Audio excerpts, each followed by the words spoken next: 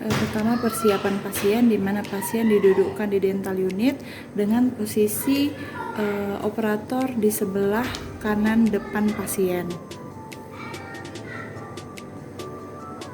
Kemudian persiapan operator, di mana operator melakukan standar precaution dengan mencuci tangan menurut standar WHO, lalu menggunakan handscoon, lalu menggunakan masker. Kemudian melakukan asepsis pada daerah kerja dengan menggunakan povidone iodin, dimulai dari bagian vestibular kanan atas,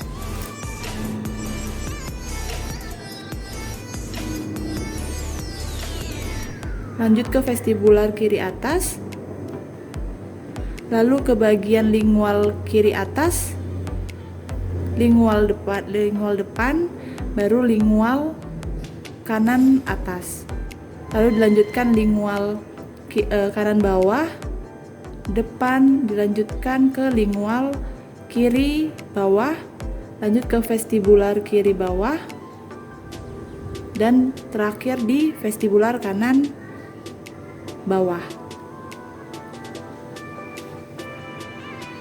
Kemudian lanjut anestesi lokal pada gigi bawah, dimulai di mucobuccal fold di gigi 42 dengan bevel menghadap ke tulang.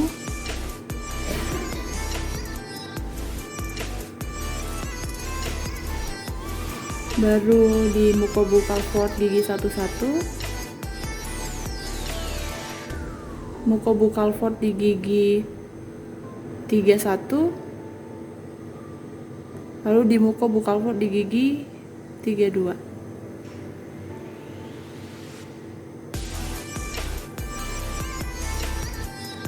Lalu tunggu 3-5 menit, kemudian cek kekebasan pada gingiva yang telah dianestesi, apakah sudah terasa kebas.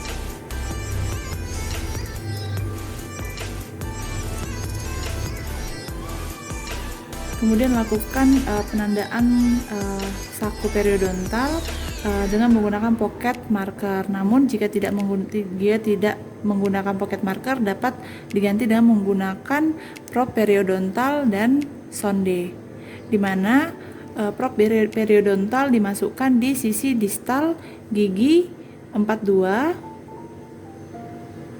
Setelah menyentuh saku periodontal, kemudian ditandai dengan menggunakan sonde.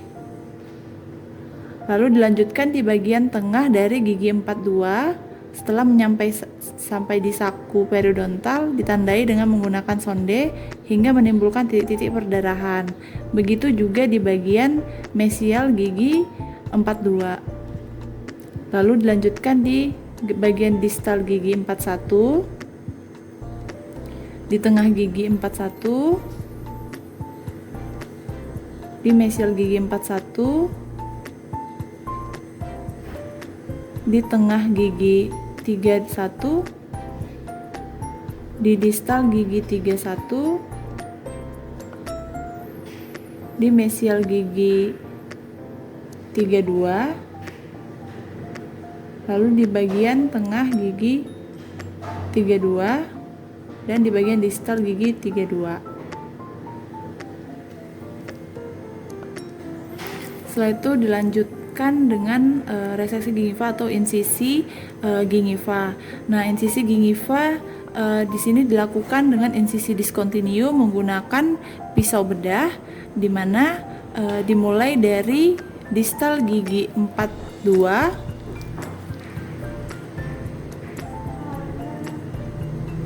dilanjutkan ke bagian mesial gigi 42, mengikuti titik-titik perdarahan.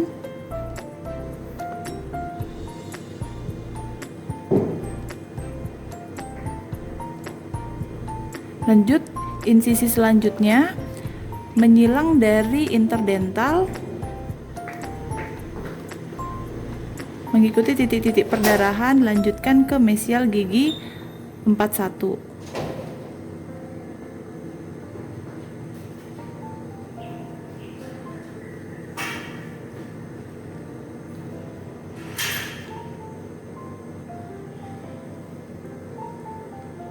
Lanjut ke menyilang pada interdental gigi 31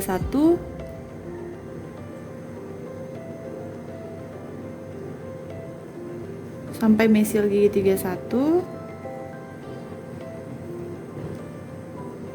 lalu menyilang dari gigi 32 sampai ke distal gigi 32.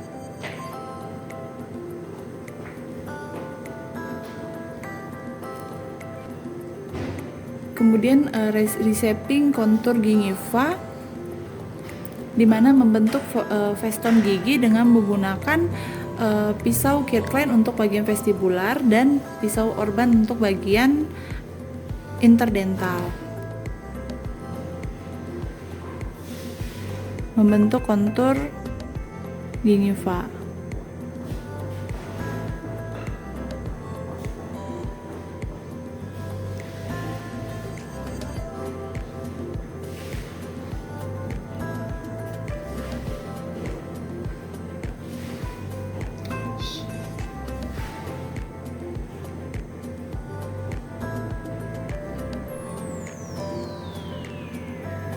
Kemudian pengambilan jaringan gingiva dengan menggunakan kuret Greci,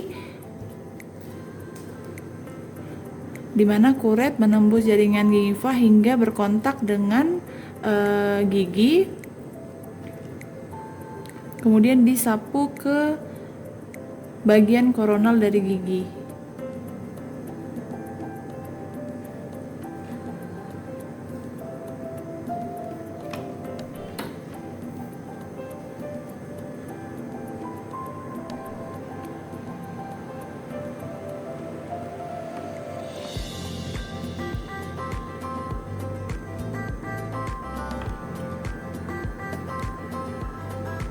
Kemudian penyingkiran jaringan granulasi dengan menggunakan kuret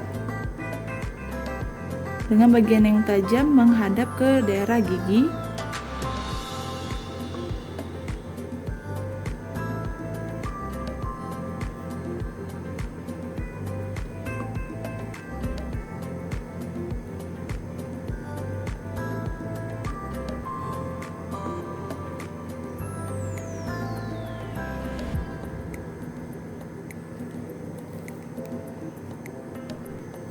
Setelah penyingkiran jaringan granulasi, kemudian penyingkiran plak ataupun kalkulus yang masih tersisa dengan menggunakan scaler.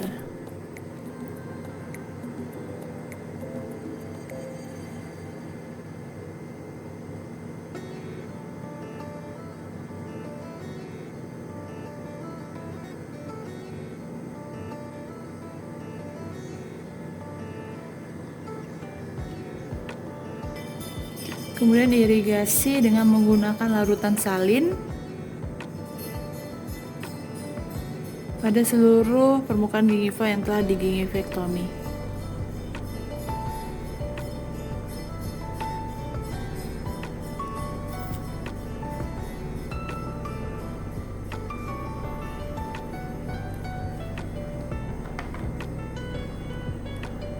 Selanjutnya dilanjutkan dengan pemberian povidon iodin.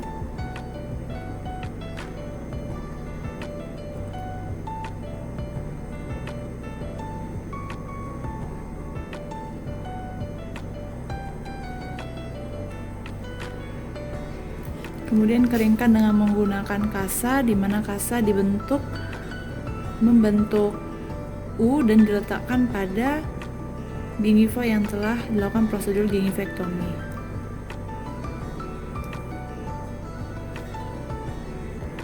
Setelah selesai, dilakukan pengadukan pek periodontal di mana terdapat bahan base dan katalis yang diletakkan pada glass slab, kemudian diaduk dengan menggunakan instrumen plastis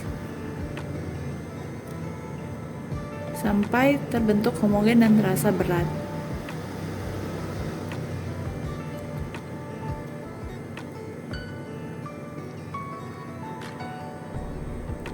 Setelah terasa homogen, kemudian ambil dan digulung.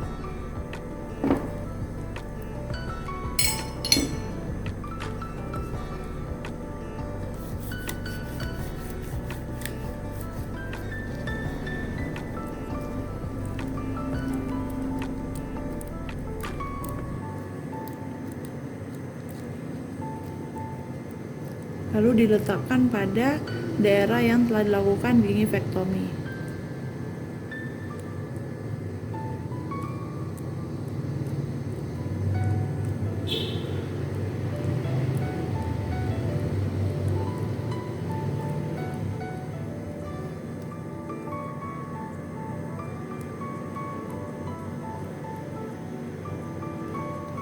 Kemudian dilakukan instruksi, di mana diinstruksikan pada pasien untuk kontrol selama 3 atau 1 minggu setelah proses gingivektomi.